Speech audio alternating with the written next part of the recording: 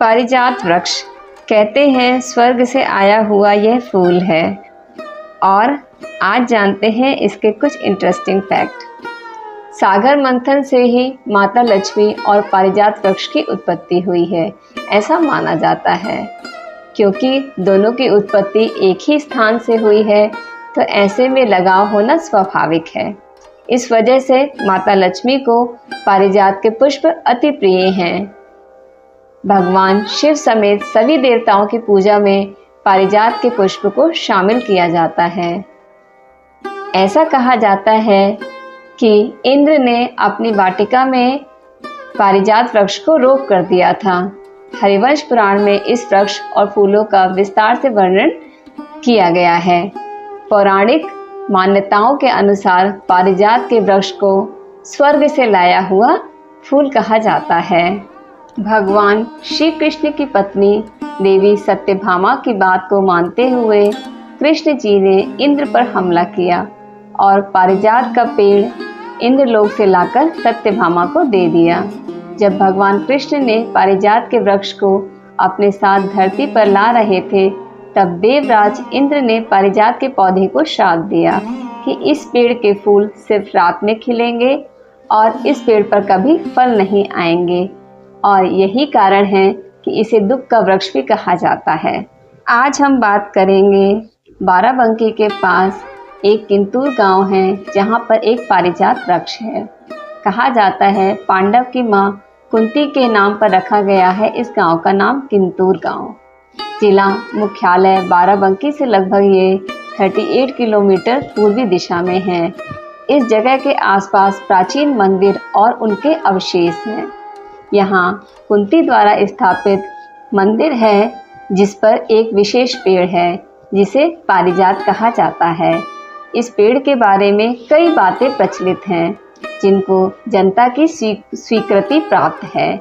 जिनमें से यह कि अर्जुन इस पेड़ को स्वर्ग से लाए थे और कुंती इसके फूलों से शिव जी का अभिषेक करती थी। दूसरी बात यह भी कही जाती है कि भगवान कृष्ण अपनी प्यारी रानी सत्यभामा के लिए इसे वृक्ष को लाए थे। ऐतिहासिक रूप से कोई माने या ना माने, यह एक सत्य है कि यह वृक्ष एक बहुत प्राचीन पृष्ठभूमि से है। पारिजात के बारे में हरिवंश पुराण में निम्नलिखित बातें कही गई हैं। पारिजात एक प्रकार का कल्प वृक्ष है।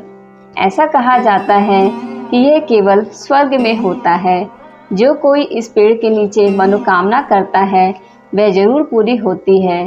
धार्मिक और प्राचीन साहित्य में हमें कल्प वृक्ष के कई संदर्भ मिलते हैं, लेकिन किंतूर बाराबंकी को छोड़कर इसके अस्तित्व के प्रमाण का विवरण विश्व में कहीं और नहीं मिलता, जिससे किंतूर के इस छोटे से गांव में इस अनोखे पारिजात वृक्ष का विश्व में विशेष स्थान है। वनस्पति विज्ञान के संदर्भ में पारिजात को एडोनसोनिया डिजिटेटासु के नाम से माना जाता है। इसे एक विशेष श्रेणी में रखा गया है क्योंकि यह अपने फल या उसके बीज का उत्पादन नहीं करता है और ना ही इसकी शाखा की कलम से दूसरा पारिजात वृक्ष पुनर्उत्पन्न किया जा सकता है। वनस्पति शास्त्रियों के अनुसार यह एक यूनिसेक्स पुरुष वृक्ष है और ऐसा कोई पेड़ और कहीं नहीं मिलता है। निचले हिस्से में इस वृक्ष की पत्तियां हाथ की उंगलियों की तरह 5 युक्तियों वाली है, जबकि वृक्ष के ऊपरी हिस्से पर यह 7 युक्तियों वाली होती है। सोचिए कितना अनोखा वृक्ष है ये।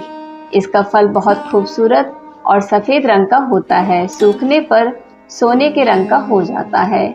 इसके फूल में 5 पंखुड़ी होती हैं। इस पेड़ पर बेहद कम बार बहुत कम संख्या में फूल खिलता है, लेकिन जब यह होता है वह गंगा दशहरा के बाद ही होता है। इसकी सुगंध दूर दूर तक फैलती है।